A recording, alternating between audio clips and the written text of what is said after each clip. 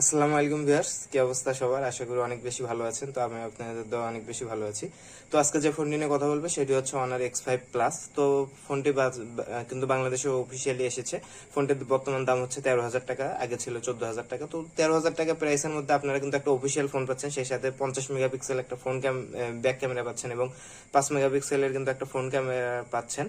তো ফোনটিতে কিন্তু রয়েছে চার্জ ব্যাকআপের জন্য 5200 এমপিয়ারের ব্যাটারি। সেটা কিন্তু এই বাজেটের জন্য অনন্য, কারণ এখানে 5200 এমপিয়ারের ব্যাটারি পাচ্ছেন। অন্যান্য সব ব্র্যান্ড এখানে হচ্ছে 5000 এমপিয়ারের ব্যাটারি দিচ্ছে। তো এটার ব্যাটারি ব্যাকআপ নিয়ে আপনারা সন্তুষ্ট থাকবে। এছাড়াও এই ফোনে কিন্তু একটা টিএফটি ডিসপ্লে দেওয়া হয়েছে এবং 90 হার্জের কিন্তু রেজুলেশনের একটা এইচডি প্লাস ডিসপ্লে দেওয়া হয়েছে।